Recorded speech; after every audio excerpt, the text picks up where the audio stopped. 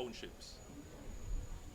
In our 60th year, as we reflect on our journey, we recognize that many of our rural townships have outlived their service and use to the populations that depend on them. They are either congested, it's very difficult to maneuver the towns. There's little bit of, there's no parking that is available. The organization of the town leaves much to be desired. And so governments, in order to improve the welfare and well-being of people using these urban areas, governments have to step in and order and structure the development, urban development of these areas. So clearly, when you look at the town of Morant Bay, streets are small. The same issues with the possibility of a Morant Bay, for example, becoming a real economic center. So what we have done is to take this property, which is in proximity to the town, which is free and clear, which is not being used, and we're going to convert this now into the economic center, but also into the civic center of the town.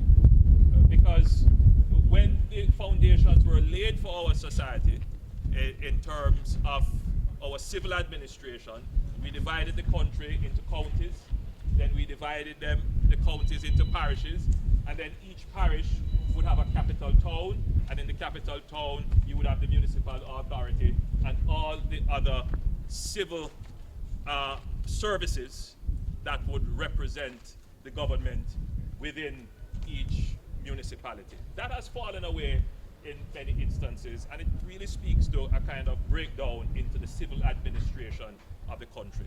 So aside from trying to create the economic activity, we are also trying to improve the civil administration of the country. So within this center, you will also have the municipal authority. You will have facilities for a library. You will have the courthouses. You will have a park and proper parking spaces as well. So it is truly the creation of an urban center that will serve the economic as well as the civil purposes. That will create its own magnetism. If people realize that they can have good public service, good economic service, they have security, which this will provide, then why not choose to live close to this? And so you're going to find along the highway and in this proximity, housing developing. So the government is being catalytic and instrumental in trying to drive orderly and structured development. And this is the first one that will happen. It has taken some time. It is the first that we're going to be doing this in many decades. And so we have to get it right, because we're doing this without the government necessarily taking on any debt. So we have put some equity in, and we have put in our management, but government is not taking on any borrowing to do this. And so the time that it takes, therefore, to get partners convinced of the feasibility and so forth, that takes a little time. And then to make the proper adjustments so that the persons who will eventually use it are satisfied, that takes a little time. And I want to say that in the development of the project, we didn't just sit together as FCJ and the government and say, this is how it will be done. All the partners who will purchase property here and use here, they were consulted in the design. And we have made several changes to the design to accommodate.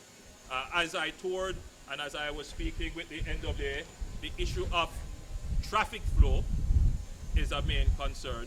And that part of it, we will have to do some more work to ensure that this does not become a traffic block or an obstacle for the smooth flow of traffic in the area. So we're going to be looking more at the design.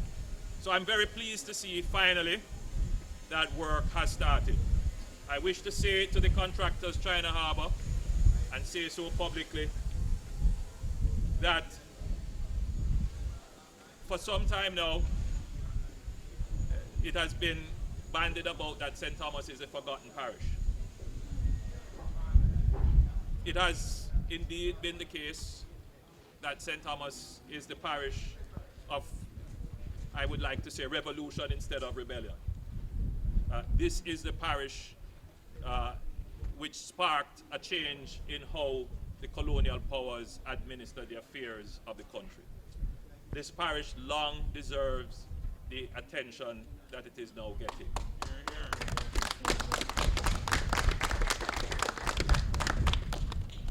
We want the work to proceed apace. This project means a lot to the government of Jamaica, and we would want to see the contractors move apace as quickly as possible to get the project implemented.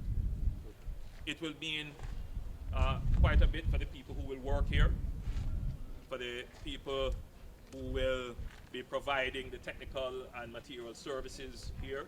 And so, as far as possible, as much as possible, locals should lead the way in that regard.